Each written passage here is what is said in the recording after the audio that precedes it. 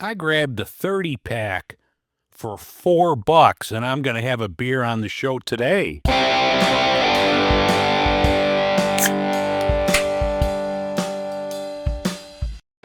This is Beer in Front, part of the Beer Media Group. Every week I'll talk to people in and around the beer world and get their stories all about beer. That's Beer in Front, and it's coming up now. Welcome to episode 279 of Beer in Front. I'm your host, Dave Zalatoris, and Beer in Front is a charter member of the Beer Media Group. This week, I'm going to give you the history of the Anchor Brewing Company.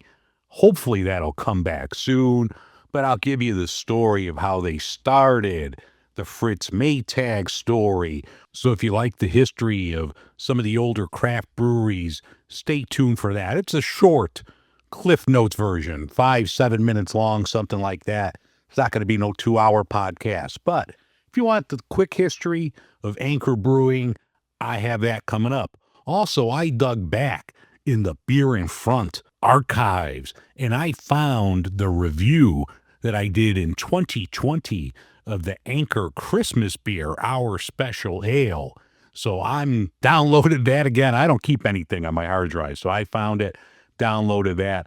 I'll include that review a little bit later in the show. And I'm also going to do a macro that somebody told me about and said I should pick up. And I grabbed a 30 pack of this bad boy for $4. So stay tuned. I'm going to have a PBR extra later on in the show as well. If you didn't get a chance to, head over to YouTube. You could check out the Midwest Beer Show. Rod J from Rod J Beer Ventures and we sat down on Saturday and we discussed all the news that's happening in the great Midwest. So that's always a lot of fun. You could catch that over on YouTube. It was weird listening to that episode from 5 years ago. What a different show it was compared to now, like dropping a lot of F-bombs. I did the Jag Off of the Week segment that rarely makes an appearance anymore. So I kind of like the direction that the show is now, how the show has evolved over the past 5 years. But it was just weird because I don't listen to the shows. Once it's done, it's out there. I don't go back and revisit them or anything. I don't keep anything on the hard drive. Like once it's done, everything is deleted off the hard drive and it's out there. But it was just weird listening to a 5-year-old episode, and hopefully things are much better now than it was back then. Although back then I had more listeners. Now I just think that was 2020 and people still weren't at work. So more people were listening to podcasts, but I like the direction that the show is in now. If you have any suggestions, ways to improve it, you know what to do. Get a hold of me, Dave at beerinfront.com. All right, let's get on with episode 279.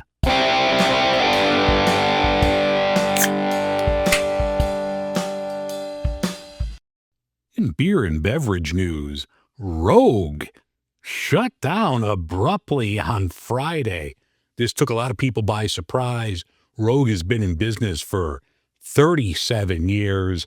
I guess they owed like over $500,000 to the Port of Newport and over $30,000 in taxes. So they just abruptly shut down, which is sad. They were one of the OGs of craft beer.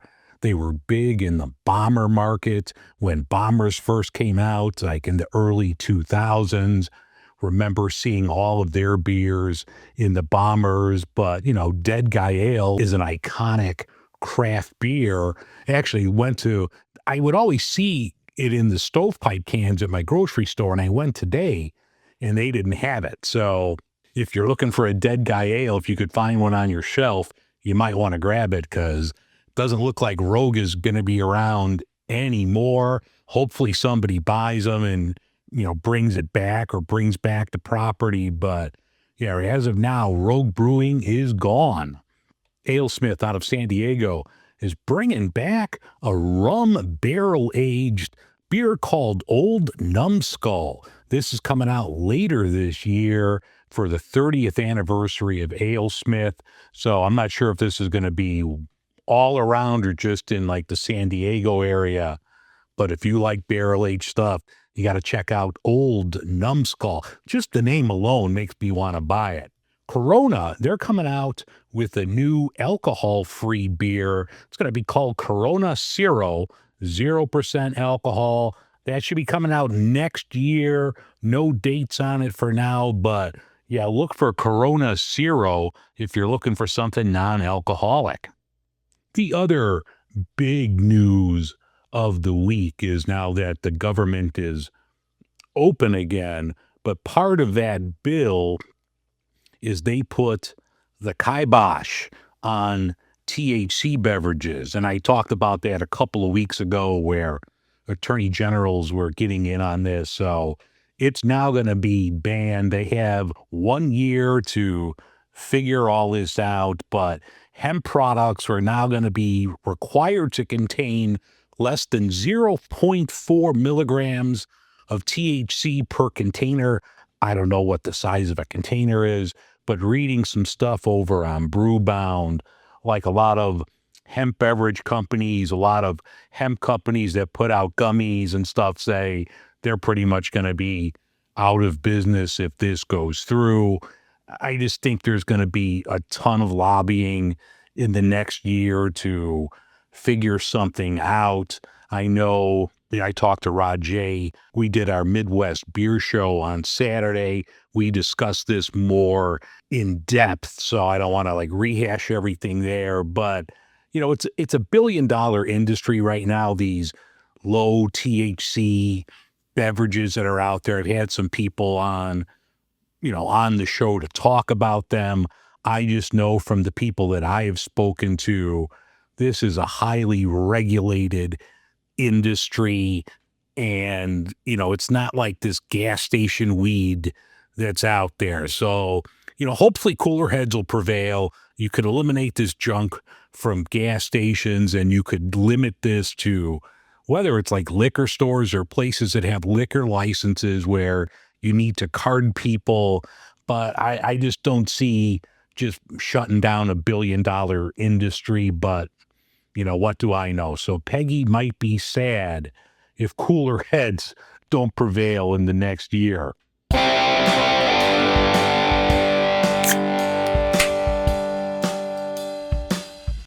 All right, if you like what you're hearing now, and I'm assuming you do because you're listening, please hit like and subscribe. Follow me over on YouTube and Instagram because that helps the show out a lot. Even if you don't watch the junk, you could still like and subscribe over there. Like I said, it helps the show out. The more subscribers, the more followers, the more it helps me out. So I would please, if you haven't done it already, please like and subscribe. Follow me on the social media channels if you'd like to support the show. I would love that as well. Please feel free to head over to patreon.com/beerinfront for more information. I really need to thank everyone that does so. My subscribers, the people that have followed the show, have signed up for Patreon. That means a lot. It helps the show out. So thank you very much. And if you have any ideas or suggestions or beers you think I should try, send me an email, dave@beerinfront.com. All right, this week I'm going to talk a little bit about Anchor Brewing Company. You may know them as the brewers of Anchor Steam, amongst others. They are no longer with us, unfortunately, but I'll give you a little Cliff Notes version of Anchor Brewing Company. I was very sad when they ceased to exist, but the brewery that would become Anchor began in San Francisco at around 1860 or between 1860 and 1870. It was called at the time Golden City Brewery. Now in 1896, a German immigrant named Ernst Baruth and his son-in-law Otto Schenkel, they bought the operation they called it or renamed it Anchor Brewery, if you will. Now, the signature beer that they had was a steam beer, which was very big in the San Francisco area. Now, because Anchor owns the name Steam, they trademarked it. The style is referred to as California Common. The brewery underwent many changes and challenges. You had the earthquake in 1906. You had various fires, prohibition, changing tastes in beer, and then you also had the dominance of large national brewers after World War II. By the 60s, the brewery was going to close. Fritz Maytag bought a stake in Anchor in 1965 and eventually took full ownership. That move in Fritz Maytag, it's regarded as a foundational moment in the modern craft beer movement. Now you're thinking Maytag, that name sounds familiar. Yes, Fritz Maytag was part of the Maytag family of washers and dryers. Actually, Fritz Maytag, if you ever had Maytag blue cheese, you could thank Fritz for that as well. But under Fritz's leadership, the recipe and the process for making Anchor Steam were refined. It shifted in the early 70s from being just a local tap only beer to bottling and broader distribution. Now, Anchor also added other beers, iconic beers, Anchor Porter, Liberty Ale, which was one of the first IPAs that are out there. They also had their iconic Christmas ale that came out every year. The recipe changed from year to year, adding different spices, but that was always a highlight of the winter holiday beer season. They also later did distilling. They used to do whiskeys and gins. The Smithsonian, now they describe Anchor as the first post-prohibition American microbreweries. The steam beer, while it's older, it became a hallmark of the identity of Anchor Brewing Company, and it helped define craft beer in the United States. In 2010, Anchor was purchased by an investment group. I think they were called the Griffin Group. And then in 2017, they were sold to Japanese brewer Sapporo. They acquired Anchor for about 85 million bucks.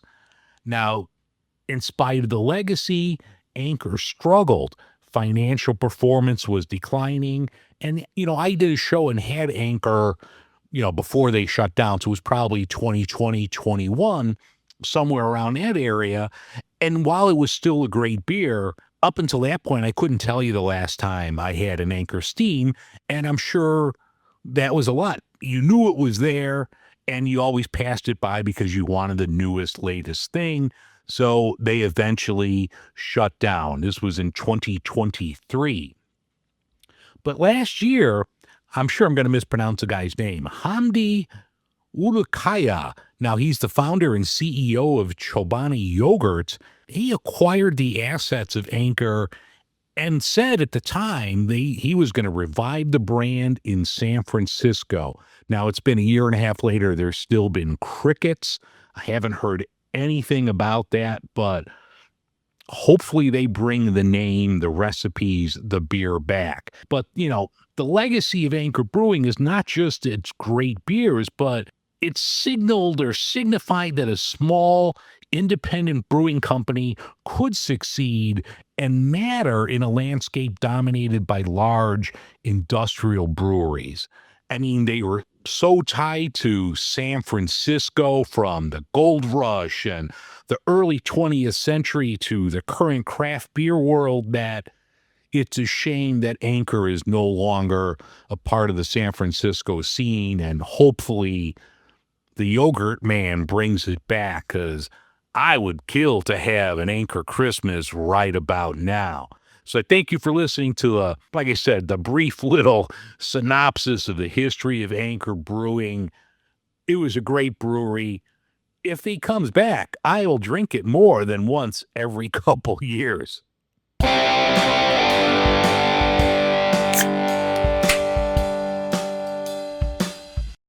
One I'm going to have right now is the 2020 version.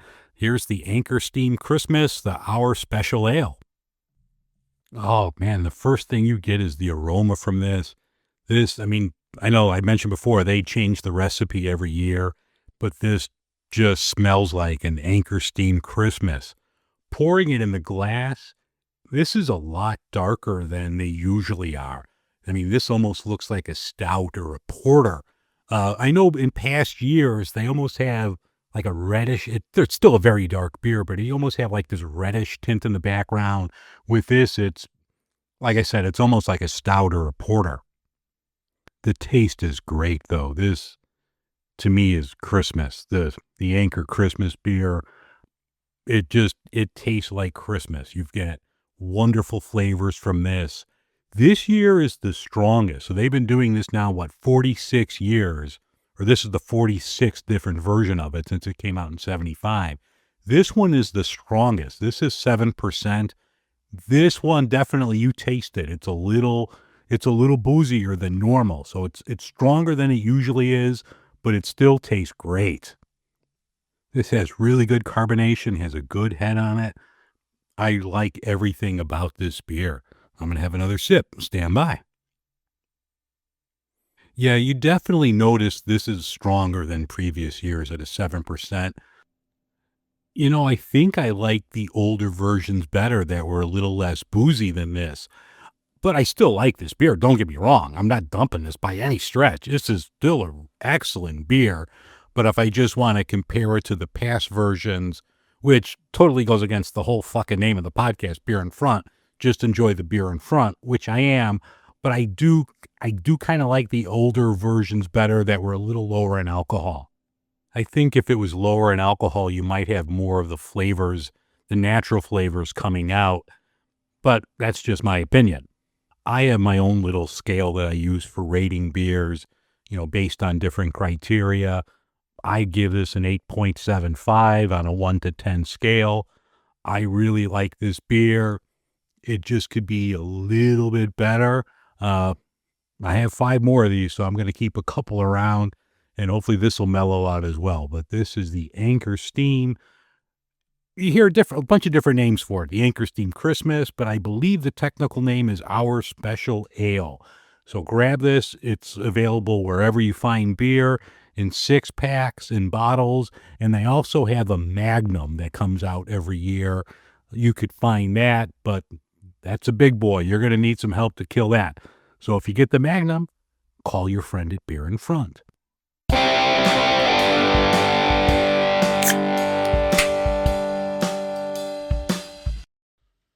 All right, the beer that's in front of me right now is not a craft. This is macro, but I'm going to have Pabst Blue Ribbon Extra. Now, this is a 6.5% version of PBR. Friend of mine at work says I had to try this. So I'm like, all right, I mean, I don't mind PBR. I've knocked over some PBRs in my day, but I was at the grocery store. Now, I picked this up, I don't know, almost a month ago. I was at the grocery store. They had this and all the other PBRs, a 30-pack for $13.99 with a $10 rebate.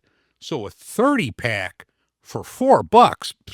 How do you go wrong with that? So I grabbed it. It's not a bad beer, so I'm going to have it on the show. If you see it, it's in a black can with the iconic Pabst Blue Ribbon logo on there. But according to the can, this is the Extra. It's inspired by the original, but this has a full-bodied flavor. Only the finest of hops and grains have been used to create this at 6.5%. So let's crack open this PBR Extra.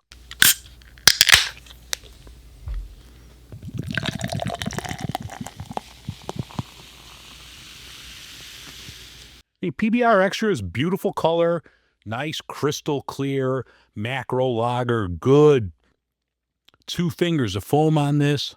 It just smells like a macro beer, and there's nothing wrong with that. I'm not poo-pooing that. It just smells like a regular macro beer. The taste isn't bad. Definitely get those PBR feels to it. I know they got to use adjuncts in this. I'm getting like a lot of sweetness. There's some bitterness there, but I couldn't tell you what hops they used in this. It's not a bad beer. I mean, I drank a lot worse than this. Let me have some more. Yeah, the only thing is a little too sweet, and it's not like natural sweet. In some macros, you'd almost get like a appley aftertaste. That's kind of what I'm getting on the aftertaste here. I mean, it's not a bad beer, especially if you could get it $4 for a 30 pack. But if you like PBR, you want something that's got a little extra oomph in it, you could look for the black can of PBR Extra.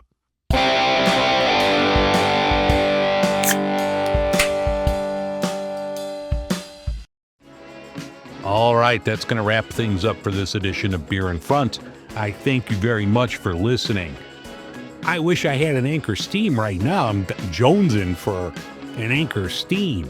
So I hope you like the history of Anchor Steam. I've got a couple other old beers, breweries that I'm going to touch on in the near future. But if you have one, you know what to do. Send me an email, dave@beerinfront.com. Have a great week, everyone. And remember, sometimes the beer in front of you is the best one yet.